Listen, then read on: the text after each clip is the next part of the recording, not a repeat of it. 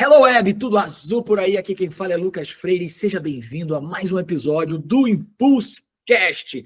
Esse é o nosso espaço de inovação, de troca, vamos conhecer cases, ter experiências incríveis e aprender sobre como a nossa comunidade de inovação pode crescer ainda mais. Você vai ter ideias, insights e muita inspiração nesse podcast. E agora a gente está na trilha de conversar com os ganhadores do prêmio no Impulse Forum. E sem mais delongas, vamos ao bate-papo de hoje. Eu estou aqui com ele, Felipe Andrade, que é o sócio-diretor da Escavador, uma das startups de destaque do Impulse Forum, para trocar uma ideia e contar o case deles para a gente. Seja bem-vindo, Felipe, tudo azul por aí, como é que você está? Muito obrigado, tudo tranquilo. O Prêmio Impulse foi algo muito importante para a gente, então muito bacana esse bate-papo, essa troca, poder falar um pouco do Escavador, apresentar para quem ainda não conhece. Já que a gente foi o destaque, apresentar esse destaque para quem ainda não ouviu falar da gente. Ah, velho, eu estou super ansioso aqui, inclusive porque durante o Impulse Forum eu estava gravando um podcast, então várias histórias eu não consegui assistir, eu não consegui ver, eu só pude ler depois, então me conte tudo. Quem é você, do que se alimenta, o que é a Escavador, como ela surgiu e como ela chegou até o Impulse Forum. Conta aí pra gente.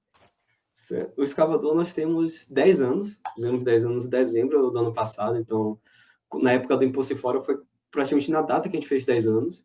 Uau. E durante todo esse tempo a gente está trazendo inovação, principalmente ao direito. Então, lá atrás, há 10 anos atrás que a gente surgiu, a gente começou a colocar dados públicos na internet, então começou com o currículo Lattes, depois a gente passou para diários oficiais e posteriormente para para dados de tribunais, processos, informações de pessoas e empresas relacionadas a processos.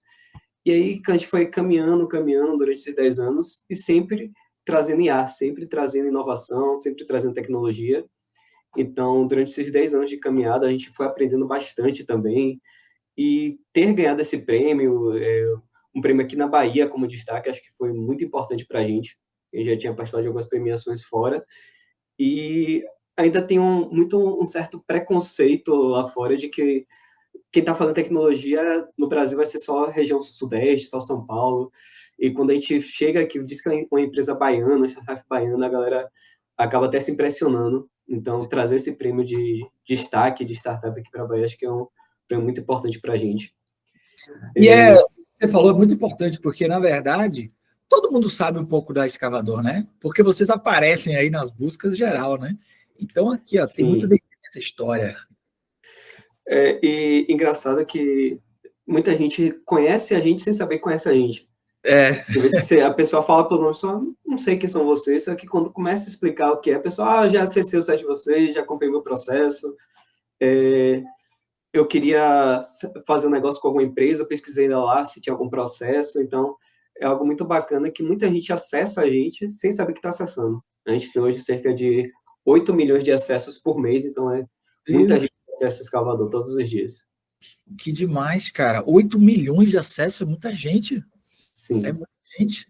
E me fala um pouquinho, uma coisa que eu vi muito, principalmente no Impulse Forum, e é uma coisa que você acabou de citar, é que muita gente, na hora que a startup está crescendo, eles terminam saindo da Bahia, né? E como foi isso para vocês? Como é que é a equipe hoje? Qual é o tamanho da Escavador? Conta um pouquinho para a gente aí. Que fase vocês estão também? Certo. A equipe hoje está chegando a 50 pessoas. Na verdade, acho que entrou 2 pessoas hoje, agora há pouco entraram aqui, então acho que está 48, mas tem 2 que já está chegando. Entre as próximas semanas, então botar já 50 pessoas. A maior parte do time é da Bahia, Sim. mas tem algumas pessoas fora. A gente trabalha meio um híbrido. Então, a gente prioriza contratar pessoas daqui da Bahia, mas não trabalha de fato presencial. Só que hoje a gente ainda precisa estar muito em contato com... Está indo muito para São Paulo, para os eventos. Então, Sim. ainda tem muitas empresas que ficam lá, muitos eventos, muitas oportunidades. Então, a gente ainda se mantém aqui na Bahia, tem a nossa sede principal aqui na Bahia, mas o tempo todo está indo para São Paulo, está indo para evento. Tem alguns hubs de tecnologia que tem em São Paulo que a gente participa, alguns hubs de network que a gente participa lá em São Paulo. Então, a gente sempre está fazendo esse caminho, mas a gente tenta manter nossa raiz aqui, porque é algo que a gente acredita que é valorizar os profissionais daqui da Bahia, que a gente tem profissionais bons pra caramba, E então, quando a gente puder privilegiar quem é daqui, trazer o escavador como uma startup baiana, a gente faz. Então, quando a gente vai para evento fora da Bahia, a gente leva brinde, que é cravinho, o pessoal não conhece, que é típico daqui, Aham. leva cocada. A gente sempre tenta fazer a nossa marca ser uma marca a nível nacional, mas com as raízes da Bahia. Para quem não sabe, minha gente, cravinho é uma bebida muito especial, típica de um Pelourinho, né? É, Ali que, Pelourinho. ali que ficou mais conhecida, né? Que Geralmente a gente leva dali mesmo, do cravinho do Pelourinho, para levar a original mesmo. é. Pô, agora eu tô curioso, vocês ficam onde aqui? Onde é a sede aqui é em Salvador? Na Avenida Tancredo Neves. Ah, que massa, velho. E me conte, o que que vocês levaram para o Impulse Fórum? Qual foi o case? Como é que foi para vocês a participação lá? Conta um pouco pra gente. A participação foi bem bacana. A gente participou de vários pontos do Impulso. Então, tem um sócio meu, o Gabriel, que ele participou das rodadas de negócio, que foi bem bacana. Inclusive, nessas rodadas, a gente acabou encontrando alguns clientes nossos que estavam lá participando também de algumas rodadas. Massa. Fez conexões para participar de outros eventos. Então, no Uhum. dia seguinte do Impulso em Fórum, tinha um outro evento que a gente foi convidado para uma pessoa que estava na rodada de negócio. Uau, que massa. Então, todos os pontos do Impulse foram muito bacanas. Como a gente foi premiado, então a noite participei do jantar, então também foi muito bacana, muitas trocas, conhecendo outras empresas, conhecendo outras pessoas daqui, do ecossistema. E a gente tem diversos cases, que aí Uhum. depende a gente vai dizer que a gente atende todos os públicos. Então, Uhum. todo mundo precisa de dados, todo mundo precisa de dados jurídicos. Então, aí depende do que a pessoa precise. Sim. Então, um case que a gente está trazendo muito para... A gente trouxe ano passado, mas a nossa grande aposta em 2025 é o Escavaí, que é a nossa IA. É uma IA que a gente está fazendo, não é um chat GPT por baixo, é a nossa IA com os nossos próprios dados, Sim. treinado em dados jurídicos. Então, com isso, ela consegue responder com mais exatidão em vez de acontecer aquilo que muitas vezes você pergunta uma coisa para o ChatGPT, ele responde algo nada a ver, Ele cita uma lei que inventa. não existe, É, inventa. Então, é para ser um assistente jurídico que você vai perguntar sobre o seu processo, como é que está o processo agora, ele vai te responder, vai te resumir o processo, vai dizer os próximos passos. Então, a ideia é ter uma IA que vai ser um auxiliar tanto para uma pessoa física poder acompanhar o processo dela, um advogado poder ganhar tempo, uma sim. empresa, quando for fazer negócio com alguma pessoa, alguma outra empresa, ele conseguir saber um resumo de como é que está a situação daqueles processos. Então, nossa grande aposta, nosso grande case, que a gente está trazendo é o Escavaí. Que massa, cara. Então, ó, vocês anotem aí. Escava aí. Já tá no ar, né? Já tá no ar ou não? Já está no ar. Já está no ar como teste ainda, mas já está Aham. no ar. E as pessoas já podem acessar o Escava aí? Já tá. Já está podendo acessar. É Escava E, direto? dentro do escavador, é porque a gente usa ele como fosse uma ferramenta para alguns produtos. Certo. Então, dentro do produto de monitoramento, que você acompanha os processos, você consegue ter um resumo, conversar com o processo. Quando você acessa o processo na próxima nossa página, você consegue ter o resumo. Então, a gente usa ele em alguns pontos do site. Mas está para ser lançado ele como um chat mesmo, aberto, que todo mundo vai poder acessar. Que massa. Uma curiosidade que eu queria saber, a área jurídica é uma área que, com certeza, ela vem sendo muito impactada aí pela transformação tecnológica. Como é que vocês enxergam essas transformações dentro da área jurídica? A gente sabe que, por exemplo, tem a questão dos contratos também, tem uma série de inovações impactando e vocês estão na linha de frente aí trazendo inovações Sim. dentro do sistema. Como é que você vê esses horizontes, além da AI, o que mais aí está aquecido nesse mercado? A gente viu muitas mudanças nesses 10 anos. Então, quando a gente começou lá atrás, era diário oficial, sem padrão. Aí depois começaram a informatizar, a digitalizar os diários, os processos. Então, a gente pegou várias mudanças que teve na justiça. Hoje, eu sinto que eles estão tentando padronizar. Então, o Uhum. Brasil é um país de tamanho continental. Então, são milhares de tribunais, de instâncias, de comarcas, de varas, cada um, às vezes, escrevendo com padrões diferentes. Então, eu sinto que há uma certa tentativa de padronizar essas informações por parte do governo, por parte do CNJ, que é o Conselho Nacional de Justiça, mas ainda eu acho que é algo que ainda está distante, algo que não vai ser tão rápido de conseguir essa padronização. E essa organização de contratos, como você falou, e a gente enxerga que para a gente até se diferenciar mais, é focar em na forma de trazer esses dados, de trazer inteligência. Não só pegar as informações que estão no site dos tribunais e apresentar para as pessoas, e sim tirar as dúvidas. Porque às vezes a pessoa poderia até acessar o site para ver o que tem de novo no processo dela, mas ela não consegue entender aqueles termos jurídicos, não consegue entender qual é o próximo passo. De repente, não tem um advogado tão próximo, o advogado tem milhares de clientes para atender. Se ele tivesse um auxiliar, um assistente para estar auxiliando esse advogado para atender os clientes dele, acho que seria um grande avanço. Então, o escavador acaba entrando nessa parte de trazer uma ferramenta que facilite o acesso, facilite o entendimento, para trazer a justiça de forma fácil para todo mundo. Que demais. Agora, do ponto de vista como empreendedor, são 10 anos de empresa, né? Em que momento vocês estão e como é essa relação de inovação, perseverança, resiliência que o empreendedor tem que ter? Como é que você se vê nessa jornada aí? Conta um pouquinho pra gente. A gente teve vários altos e baixos, acho que todo mundo que empreende não tem como... Acaba sendo meio clichê isso. Real, né? Vamos falar da vida real. Né? Acaba sendo meio clichê, todo mundo sempre fala que é muito altos e baixos, mas realmente é testar produto, não dar certo. Quando a gente começou lá atrás, a gente não tinha um produto, era tudo grátis, a gente ganhava dinheiro com AdSense, então era muito limitado. Depois que a gente começou a colocar um produto, aí teve as primeiras pessoas que pagaram, a gente ficou impressionado que as pessoas estavam dispostas a pagar por aquilo. Então foram vários momentos de altos, de baixo. Teve a pandemia também, que teve um baque grande para a gente. Uma coisa interessante é que a gente mudou para a sala que a gente está hoje. Um mês, na verdade, a gente mudou, não. A gente começou a reforma menos de um mês antes da pandemia. Então a gente ficava numa salinha pequenininha, a empresa começou a crescer. Na época, acho que tinham 15, 16 pessoas, e já não cabia mais na sala que a gente tinha, com uma sala bem pequenininha. Falou, não, bora para uma sala maior, uma sala de mais de 200 metros quadrados, bora fazer a reforma. A gente quebrou as paredes durante o carnaval, na semana seguinte, fechou tudo.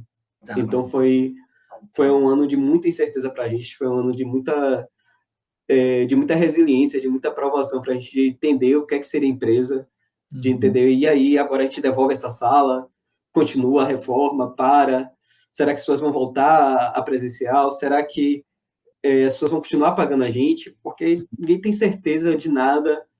Então, foi um período de muita incerteza, mas passando esse período, a empresa sempre foi crescendo. Então, durante esses 10 anos, a gente foi crescendo de forma sustentável, aos pouquinhos. A gente não tem investimento, então a gente é bootstrapped. Qual é o modelo de vocês? Vocês não pegam investimento? Não, a gente nunca teve investimento, a gente sempre foi bootstrapped. Por isso que a gente foi crescendo aos pouquinhos. Nos últimos anos, não tão aos pouquinhos assim, então, do ano passado a gente cresceu cerca de 100%, no ano retrasado foi acho que 80%, então a gente vem crescendo nos últimos anos, cerca de 60%, 80% para mais, a gente vem crescendo bastante. E uma coisa que também ajudou muito a gente, apesar de não ter recebido investimento, foram alguns editais que a gente participou. Então, acho que isso ajuda bastante a aceleração. A gente participou do edital do Parque Tecnológico, então a gente começou uma salinha lá no Parque Tecnológico, então já reduziu bastante o custo de internet, de aluguel. Depois a gente pegou os editais do BNB, editais do FAPESP, então a gente foi pegando vários editais, FINEP, e inclusive a gente pegou um edital recente, o governo estava procurando empresas para desenvolver IA, então abriu um edital que teve mais de 200 empresas, e nós fomos uma das 3 selecionadas para pegar um fundo para desenvolver a IA brasileira, desenvolver uma inteligência artificial brasileira, um modelo brasileiro voltado para dados jurídicos. Então, inclusive, esse foi em parceria a gente com uma empresa de Campinas, da Unicamp, a Neuromind, que é a empresa que fica lá, e a gente levantou 10 milhões para poder dividir entre a gente e essa outra empresa parceira para desenvolver um modelo brasileiro. Então, daqui a um tempinho que estiver falando do modelo brasileiro de IA, de dados jurídicos, por trás vai ter a mãozinha do escavador lá. Que massa, cara. E isso partiu de vocês, essa sagacidade de ver os editais? Vocês se prepararam para isso? Sim. Sempre a gente foi muito de agarrar as oportunidades. Então, onde enxergar que tinha oportunidade, ir atrás, correr, agarrar, ver o que a gente podia usar para acelerar a empresa. Sim. Justamente que a gente nunca foi muito atrás de investimento. Então, a gente sempre acreditou que a gente poderia ir crescendo aos pouquinhos do nosso jeito. Não que seja errado pegar investimento, pode ser que chegue um momento que a gente veja que faz sentido para a gente, mas a gente sempre preferiu a gente mesmo ir crescendo aos pouquinhos. E aí, quando surgiam esses editais, a gente via como uma oportunidade de poder tentar acelerar um pouco mais. E toda vez deu certo. Então, a gente pegou o edital, que aí conseguia contratar, sei lá, 2, 3 pessoas com o dinheiro do edital. Quando acabava o dinheiro do edital, a gente já tinha crescido o suficiente para poder absorver esse custo. Então, acho que o bacana também foi isso. Toda vez que a gente teve esse edital, nunca a gente precisou, após o fim, ter que demitir ninguém, ter que mudar nada. A gente conseguiu crescer durante esse período para poder absorver esse custo. Que demais, cara. Ou seja, vocês realmente aproveitaram o edital para ganhar robustez, para ser sustentável no crescimento, né? Sim. Que legal. Nesse período de 10 anos, a gente nunca precisou passar por nenhuma reestruturação grande, nenhuma grande demissão, nem nada do tipo.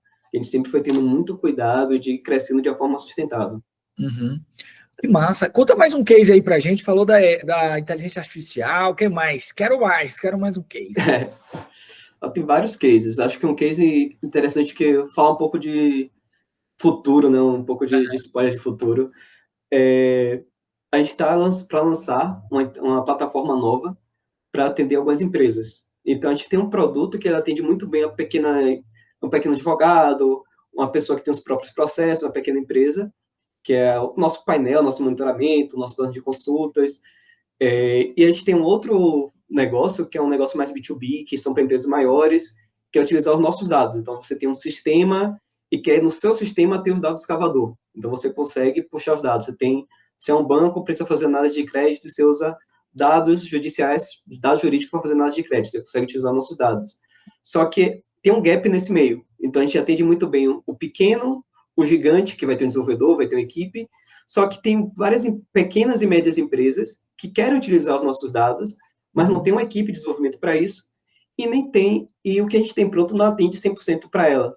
Então, a gente está tentando atender agora esse meio termo, que a gente está lançando o Escavador Business, que vai ser o nosso novo produto, focado em empresa. Então, focado em, de repente, uma pequena, média empresa que ela precisa fazer consultas de CNPJs, consulta de número de processos, tem uma noção para empréstimo, de repente vai fazer empréstimo para alguém, ela não tem um grande sistema, mas ela quer fazer aquela consulta ali para ver se aquela empresa já está em recuperação judicial, se aquela empresa tem dívidas trabalhistas. Então, a gente consegue auxiliar tudo isso.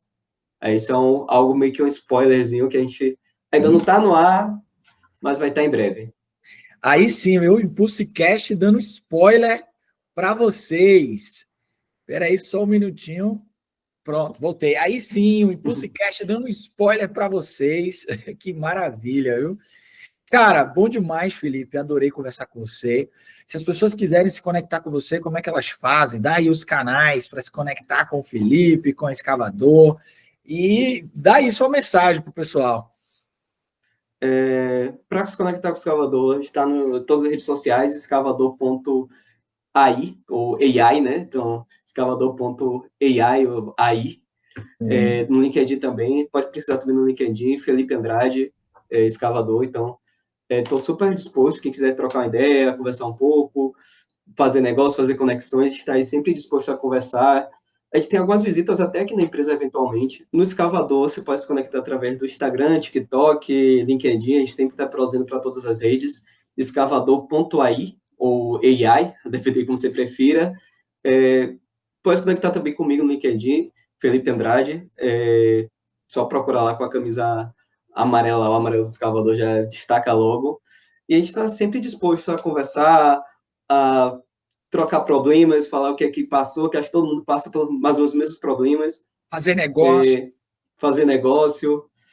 Semana passada a gente recebeu até uns alunos da UFBA de administração aqui, então a gente sempre faz algumas visitas, então alguma universidade quiser entrar em contato para poder fazer alguma visita, alguma palestra, a gente mostrar um pouco dos nossos cases, então a gente sempre está aí disposto a fazer crescer o nosso ecossistema. Que maravilha! Então, conversamos aqui com o Felipe Andrade, da Escavador. Olha, gente, eu quero dizer que eu tenho orgulho da Escavador, empresa baiana. Então, se conectem, que eles até cravinho mandam para vocês. Prazer imenso, Felipe. Um abraço e espero ver vocês nas próximas edições do Impulse Fórum. Parabéns pela empresa, viu? E até breve, meu velho. Obrigado. Até mais. Tchau, tchau. Obrigado. Tchau. Obrigado.